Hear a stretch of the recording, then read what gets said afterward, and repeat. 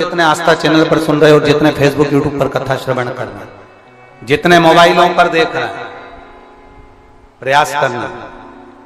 बैसाख के महीने में मिट्टी के पात्र में जो रात्रि भर जल रखा हो, मिट्टी के पात्र में अगर आपके पास में घड़ा हो, हंडा हो, नी हो, तो दिया हो, दीपक हो, कुल्लड़ हो, कोई भी तुम्हारे पास में जो मिट्टी का पात्र, उसमें जल भरना।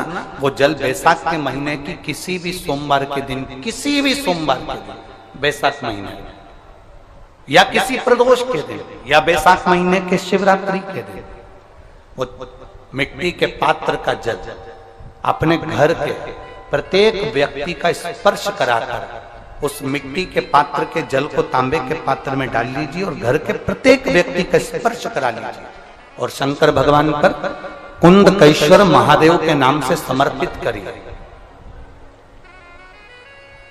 कुंदकेश्वर महादेव। कभी जीवन में पीछे पलट कर देखने की जरूरत नहीं पड़ेगी, आप उन्नति की सीढ़ी की ओर बढ़ते चले जाओ। बैसाख महीने में मट्टी के पात्र का जल भगवान शंकर को समर्पित होना चाहिए। उसका सुख हमारे जीवन को एक आनंद फल प्रदान। एक शीतल आरती होती है, मेरी जीजियों बड़े सावधानी से सुनिएगा। एक शीतल आरती होती है। कभी अगर तुम्हारे जीवन में अगर कभी तुमको ऐसा लगे कि रोग बड़ा भारी हो चुका है और बहुत भारी रोग मुझे घेरता जा रहा है, या डॉक्टर को दिखाने जा रहे हो और तुम्हें ऐसा लग रहा है कि डॉक्टर कोई बड़ी बीमारी बताएगा, तो उस समय पर शीतल आरती का प्रयोग करें। एक पुष्प हाथ की हथेली में रख लीजिए, एक पुष्प हाथ की हथेली में रख लीजिए और यहां तक शास्त्र कहता है अगर हो सके तो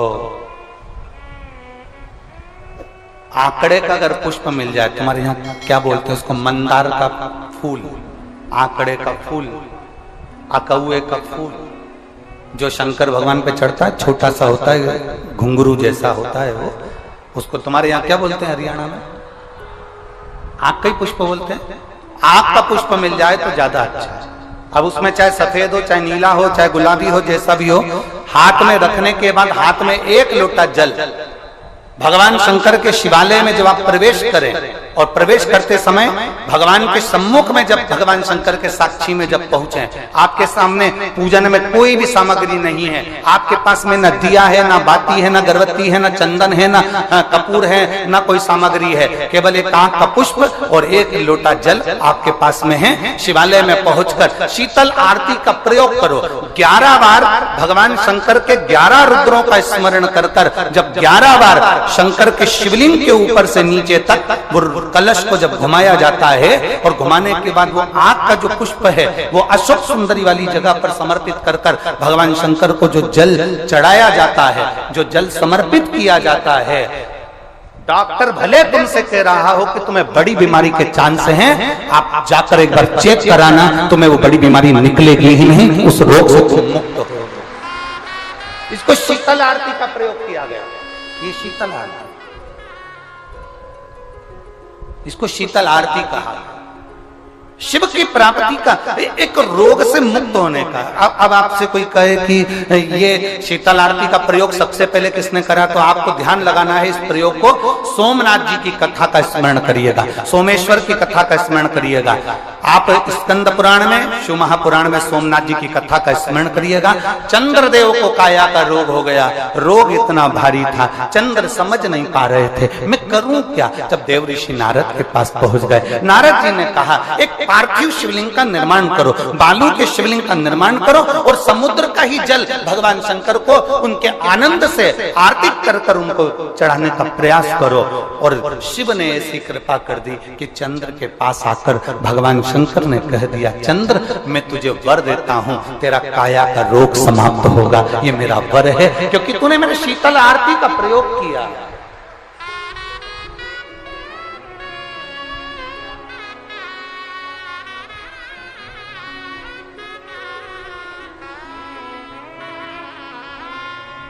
मेरी जीजियों, दो चीजें बड़ा स्मरण में रखिएगा। एक बैसाख महीने में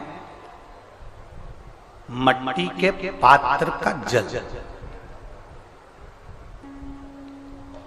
अभी अभी क्या चल रहा है, फागुन। अभी क्या चल रहा है, फागुन। जब बैसाख का महीना आए ना,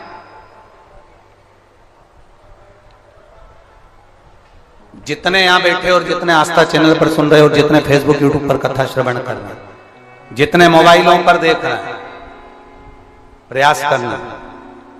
बैसाख के महीने में मिट्टी के पात्र में जो रात्रि भर जल रखा हो, मिट्टी के पात्र में, अगर आपके पास में घड़ा हो, हंडा हो, नी हो, तो दिया हो, दीपक हो, कुल्लड़ हो, कोई भी तुम्हारे पास में जो मिट्टी का पात्र, उसमें जल भरना। वो जल बैसाख के महीने की किसी भी सोमवार के दिन, किसी भी सोमवार के दिन, बैसाख महीने या किसी प्रदोष के दिन, या बैसाख महीने के शिवरात्रि के दिन, वो मिट्टी के पात्र का जल अपने घर के प्रत्येक व्यक्ति का स्पर्श कराकर उस मिट्टी के पात्र के जल को तांबे के पात्र में डाल लीजिए और घर के प्रत्येक व्यक्ति का स्पर्श करा लीजिए और शंकर भगवान पर कुंदकेश्वर महादेव के नाम से समर्पित करिए। कुंदकेश्वर महादेव।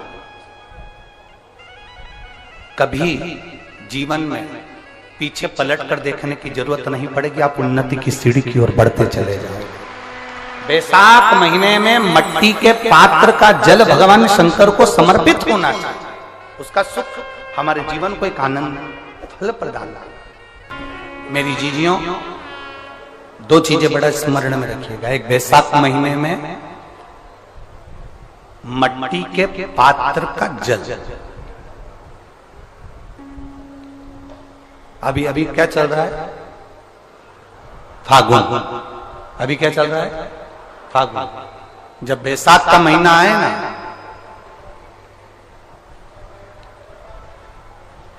जितने यहां बैठे और जितने आस्था चैनल पर सुन रहे हो, जितने फेसबुक यूट्यूब पर कथा श्रवण कर रहे हैं, जितने मोबाइलों पर देख रहे हैं, प्रयास करना। बैसाख के महीने में मिट्टी के पात्र में जो रात्रि भर जल रखा हो, मिट्टी के पात्र में, अगर आपके पास में घड़ा हो, हंडा हो, नी हो, तो दिया हो, दीपक हो, कुल्लड़ हो, कोई भी तुम्हारे पास में जो मिट्टी का पात्र, उसमें जल भरना। वो जल बैसाख के महीने की किसी भी सोमवार के दिन, किसी भी सोमवार के दिन, बैसाख महीने या किसी प्रदोष के दिन, या बैसाख महीने के शिवरात्रि के दिन, वो मिट्टी के पात्र का जल अपने घर के प्रत्येक व्यक्ति का स्पर्श कराकर उस मिट्टी के पात्र के जल को तांबे के पात्र में डाल लीजिए और घर के प्रत्येक व्यक्ति का स्पर्श करा लीजिए और शंकर भगवान पर कुंदकेश्वर महादेव के नाम से समर्पित करिए। कुंदकेश्वर महादेव। कभी जीवन में पीछे पलट कर देखने की जरूरत नहीं पड़ेगी, आप उन्नति की सीढ़ी की ओर बढ़ते चले जाओगे। बैसाख महीने में मट्टी के पात्र का जल भगवान शंकर को समर्पित होना चाहिए। उसका सुख हमारे जीवन को एक आनंद फल प्रदान।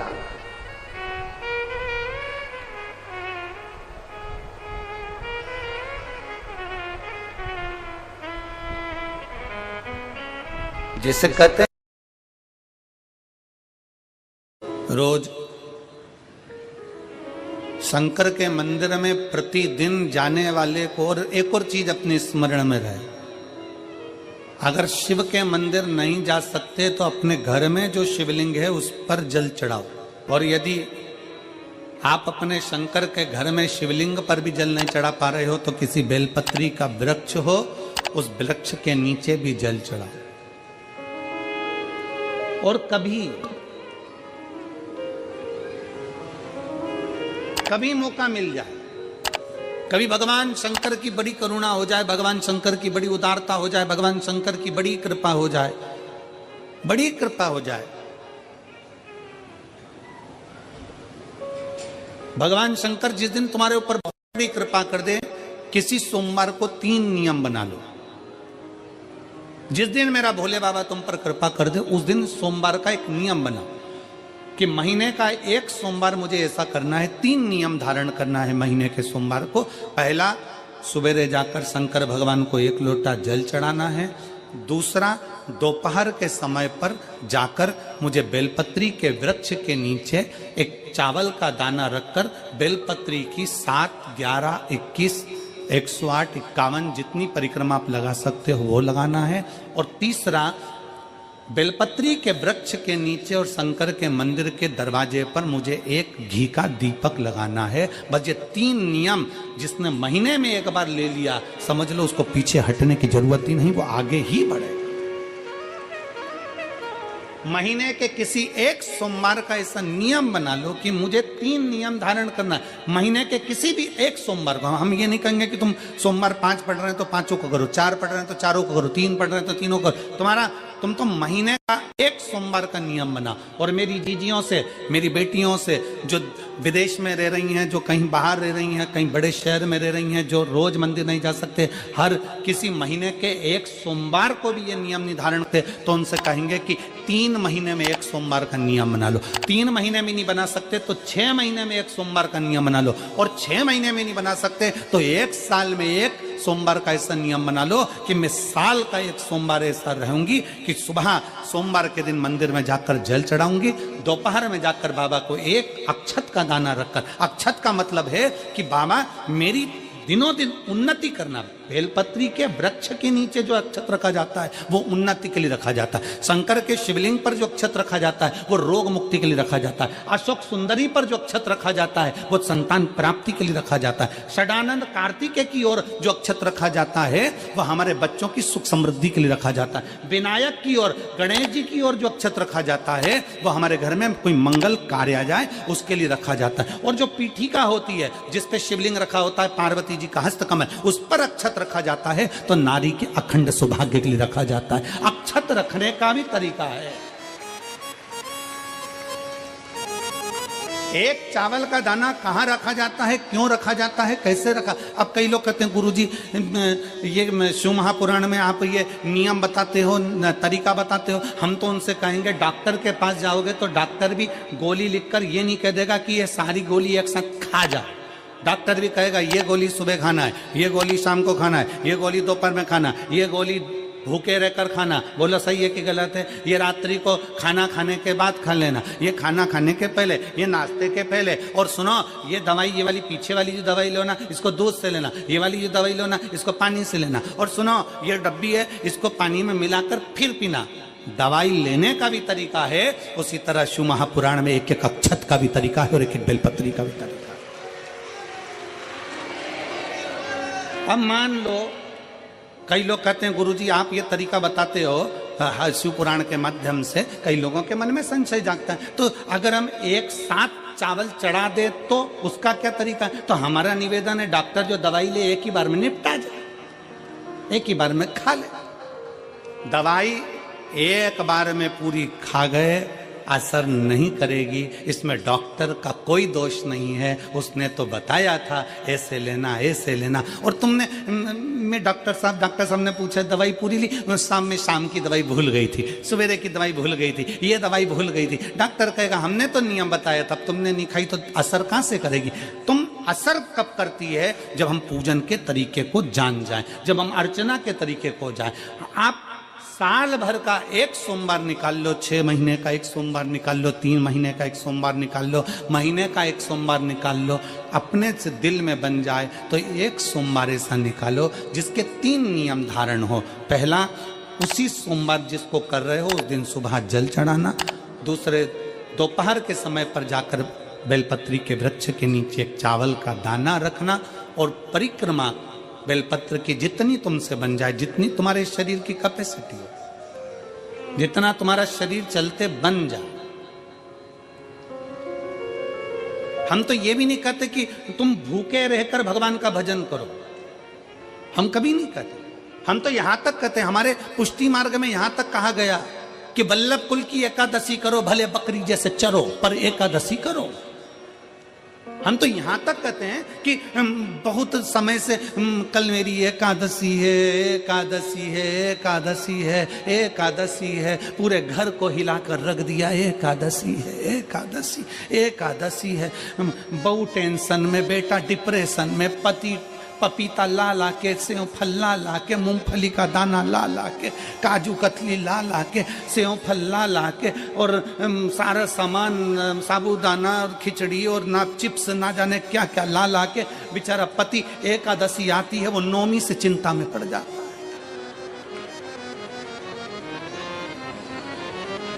हम तो ये भी नहीं कहते कि तुम व्रत बहुत भारी करो, तुम व्रत उपास भी बहुत बहुत टेंशन वाला करो, ना ना ना।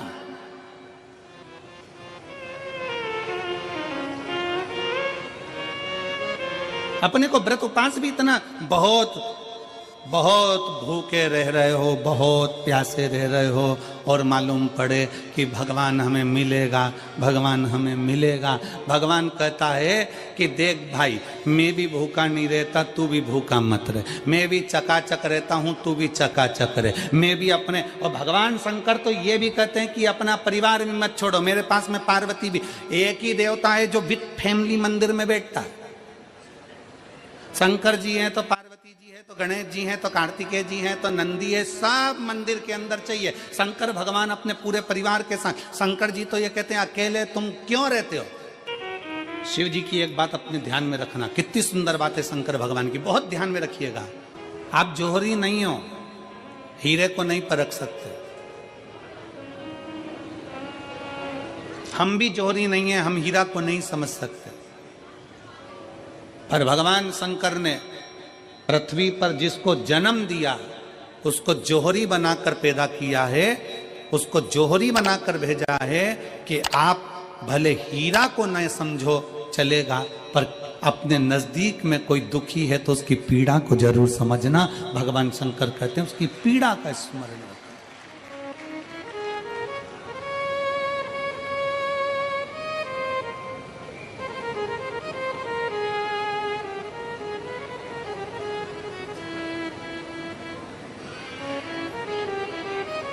हीरा को समझो ना समझो, पर पीड़ा को जरूर समझिए। किसी के दर्द को जरूर समझिए, किसी के दुख को जरूर समझिए, किसी की तकलीफों को जरूर समझिए। पशुपतिनाथ का व्रत करते हो आप, 16 सोमवार का व्रत करते हो आप, संकट सोमवार का व्रत करते हो आप, शिवरात्रि का व्रत करते हो, सोमवार की अष्टमी का व्रत करते हो। उन व्रतों में सारे व्रत करो, मना नहीं है, पर उस व्रत में अपना पूर्ण समर्पण परमात्मा के प्रति रखो। केवल खाना छोड़ा है, अन्न छोड़ा है, भोजन छोड़ा है, और दिन में सुबह से लेकर शाम तक 2-3 बार तुमने कुछ ना कुछ पाया है, वो व्रत हो सकता है आपकी दृष्टि में। पर हमारी दृष्टि में व्रत कौन सा है। शिव महापुराण की कथा कहती है कि सुबेरे आपका व्रत चालू हुआ, दूसरे दिन ब्रह्म मुहूर्त तक जो आपका व्रत आपने रखा है, भगवान का जो व्रत कर रहे हो, उस व्रत में एक बात अपने अंदर उतार कर रखो कि इस दिन मैं अपने मोबाइल का त्याग करती हूँ, पूरे दिन मैं मैसेज नहीं पढ़ूंगी, मैं देखूंगी नहीं, मैं अपशब्द नहीं कहूंगी, मैं जानूंगी नहीं। दूसरा, आज के दिन मेरा व्रत है, आज 1 महीने में, 15 दिन में, 2 दिन में, 20 दिन में मैंने अगर किसी से भी अपशब्द कहा होगा, आड़ा टेढ़ा कहा होगा, तो सबसे पहले आज व्रत वाले दिन मैं उसको सॉरी कहूंगी, क्षमा मांगूंगी और अपने हृदय से लगाने का प्रयास करूंगी। व्रत है। व्रत का तीसरा अंश, आज मेरा व्रत है, मैं आज के दिन किसी को भी अपशब्द नहीं बोलूंगी, किसी के लिए आड़ा टेढ़ा नहीं बोलूंगा। आज जितना बन सकेगा मैं सात्विक जीवन जीऊंगा। चौथा, आज मेरा व्रत है, आज के दिन मैं झूठ नहीं बोलूंगी, ना झूठ बोलूंगा सुबह से लेकर शाम तक। और पांचवा, आज व्रत वाला दिन है, जितना फलार मैं करूंगी उसका पैसा जोड़ूंगी कि 15 रुपए का मैंने साबूदाना खाया, 10 रुपए का बटाटा खाया, ये खाया वो खाया, सारा हिसाब लगाकर 55, 60, 70 रुपए जितने होते हैं उसमें से एक अंश निकालकर मैं उसका एक भाग किसी गौशाला में जाकर गाय को चारा जरूर दूंगी। आपका व्रत, आपकी साधना, आपका तप, आपका बल, आप कैसा कर रहे हैं। केवल भूखे रहने पर भगवत पद की प्राप्ति नहीं होती। शिव महापुराण की कथा कहती है कि भूखे रहने से भगवान की प्राप्ति नहीं होती। शिव पुराण की कथा कहती है भगवान को पाने की भूख बढ़ाने से भगवान की प्राप्ति होती है। भीतर से परमात्मा को पाने की भूख बढ़ाइए, भगवान को पाने की भूख बढ़ाओ भीतर से।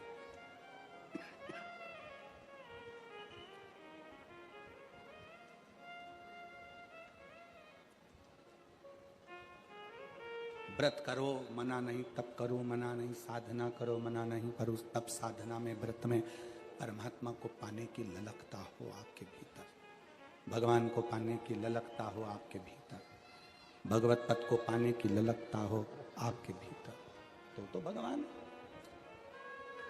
हाँ, पुराण की कथा एक बड़ी सुंदर बात कहती है, व्रत आप करते हो, उपास आप करते हो, नियम आप लेते हो, पूरा किसको करना पड़ता है? तुम्हें नहीं।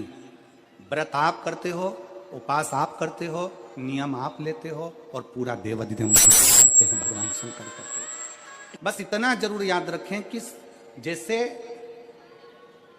कुछ प्राप्त हो भी गया तो शिव को धन्यवाद देकर शंकर के दरवाजे पर जाते रहना, यह हमारा कर्तव्य है।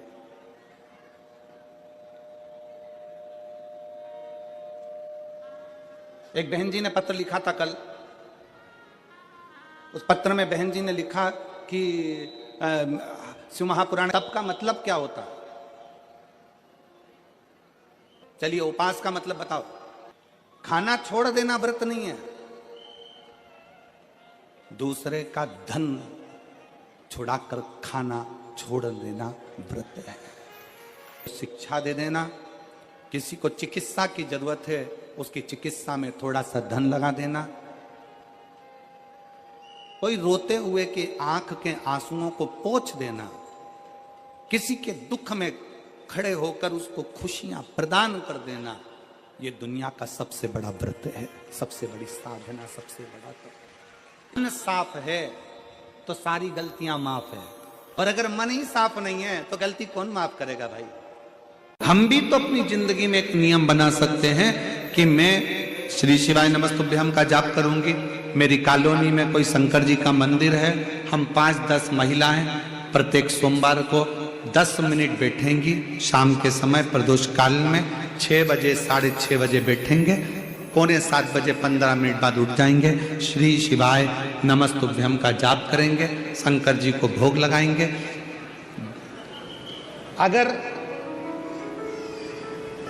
एक हफ्ते में 5 सोमवार पड़ते हैं तो 5 महिलाएं अपना नियम बना ले कि आज का प्रसाद थोड़ा सा, कुछ भी शक्कर, खड़ी शक्कर, कुछ भी मैं लेके आऊंगी, मां भोग लगाएंगे, अपन 5 मिलकर श्री शिवाय नमस्तुभ्यम जपेंगे, प्रसाद बांट देंगे, अपने घर चले जाएंगे। ज्यादा ढोंग प्रपंच नहीं, दिखावा नहीं, कोई एक नियम।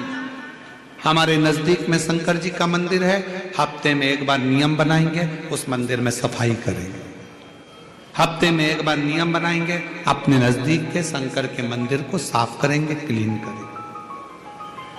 एक नियम अपने अंदर बनाओ शिव के प्रति।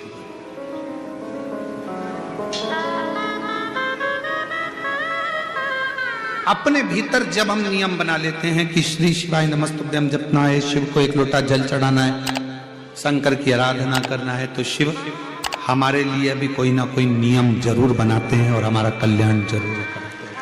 एक नियम बना, इस कथा को सुना, तुम्हारे पति को फल प्राप्त हो। कलिकाल में संसार में जो शिव महापुराण की कथा को सुनता है, श्रवण करता है, करवाता है, बाँचता है, सुनता है, वो जितने जीव इस कथा को श्रवण करने आते हैं, केवल उनका ही नहीं, उनकी 71 पीढ़ी का कल्याण शिव पुराण की कथा कर।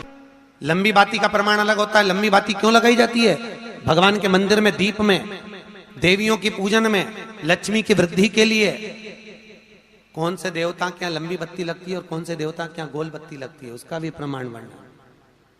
किसी देवी की पूजन करो तो लंबी बत्ती आती है, कुल देवता की पूजन करो तो लंबी बत्ती आती है, किसी मंदिर में किसी देवता को लगाने जाओ तो गोल बत्ती लगती है, उसका भी प्रमाण है। लंबी बत्ती जहां लगाई है, अगर लक्ष्मी के सामने लगाई है तो लक्ष्मी की लंबाई बढ़ती है, लक्ष्मी की वृद्धि बढ़ती है। अगर कुल देवता के नाम की लगाई है तो वंश की वृद्धि होती है। इसलिए हमारे यहाँ अमावस्या पूनम को जो पाटे वाटे भराते हैं उसमें गोल बत्ती नहीं लंबी लगाई जाती है, जिससे हमारा वंश बढ़े। नवरात्रे में देवी जी की जो बाती लगाई जाती है वो लंबी लगाई जाती है, गोल नहीं। क्यों? क्योंकि जिससे माँ हम पर कृपा बनाकर